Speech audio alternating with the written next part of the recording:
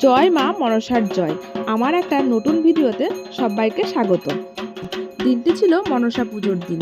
তো আমি আর আমার মেয়ে মিলে চলে গিয়েছিলাম আমার ননদের বাড়িতে খড়দাতে মনসা পুজোর উপলক্ষে। ননদের বাড়িতে খুব বড় করে মনসা পুজো হয়, সেজন্যই চলে যাচ্ছি।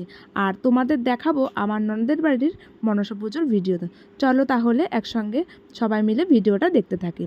এই যে ননদের বাড়িতে পৌঁছে গেছি, আর এই ঢোকার মুহূর্তেই এইরকম একটা মা মনসার ছবি দিয়ে সবাইকে আমন্ত্রণ জানাচ্ছে বাড়ির ভিতরে প্রবেশের জন্য।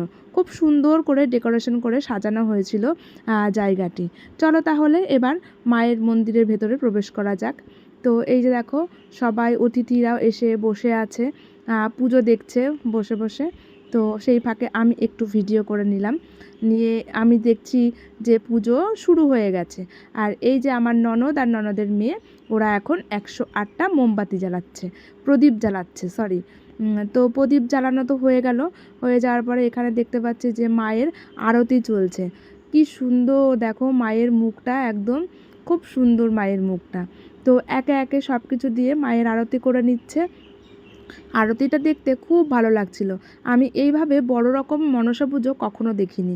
ছোট করে বাড়িতে যেরকম মনসা পুজো সবাই করে থাকে আমি সেটাই দেখেছি। তো খুব ভালো লাগছিল দেখে। তারপরে এখানে অঞ্জলি শুরু হয়ে গেছে।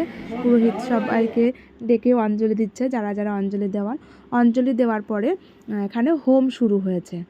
মানে এত ভালো লাগছিল জায়গাটা, ঠাকুরের স্থানটা আর ঠাকুরের মুখটা দেখো তোমরা, কি সুন্দর মায়ায় মুগ্ধ, খুব ভালো লাগছিল।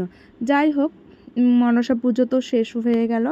মা মনসা যেন সবাইকে ভালো রাখে, সুস্থ রাখে, সবার বিপদ থেকে যেন উদ্ধার করেন, মায়ের কাছে এইটুকুনই চাওয়া। এবার আমরা প্রসাদ নেব, কিন্তু তার আগে দিদির বাড়ির একটা নিয়ম আছে, যেটা ভোগ দেয় সেটাকে মাথায় করে ঘরে নিয়ে যেতে হয়, তারপরে গিয়ে সবাইকে প্রসাদ দেবে। তো এর ফাঁকে আমি একটু পুরো ভিডিওটা করে নিয়েছি ঠাকুরেরকে। দেখো ঠাকুরকে কি সুন্দর লাগছে দেখতে, মনসা মাকে সত্যি খুব ভালো লাগছিল। তারপরে এইখানে যারা বাড়ির বয়োজ্যেষ্ঠ যিনি আছেন, তিনি ঠাকুরের ভোগটা নিয়ে ঘরে প্রবেশ করছে। তো দেখো, আমি একটুখানি ওপর দিয়ে, ওটা ছিল ফলের, খুব সুন্দর লাগছিল দেখতে। ফলের মানে প্রসাদের ট্রেগুলো এত সুন্দর করে সাজিয়েছে, খুব ভালো লাগছিল দেখতে। তো যাই হোক, পুজো তো তোমাদের দেখালাম, কেমন লাগলো অবশ্যই জানিও ভিডিওটি। আর এই রকম নতুন নতুন ভিডিও দেখতে হলে আমার সঙ্গে থেকো। তারপর দেখো, পুজো শেষ হয়ে যাওয়ার পরে দুই বোনে মিলে ঢাক বাজানো শুরু করেছে। কি ভালো লাগছিল দেখতে। আমার মেয়ে এই প্রথম ঢাক বাজালো, কিন্তু দিদির মেয়ে এর আগেও ঢাক বাজিয়েছে। দেখো দুই বোন মিলে ঢাক বাজাচ্ছে। এবার আমরা চলে এসেছি প্রসাদের জায়গায়।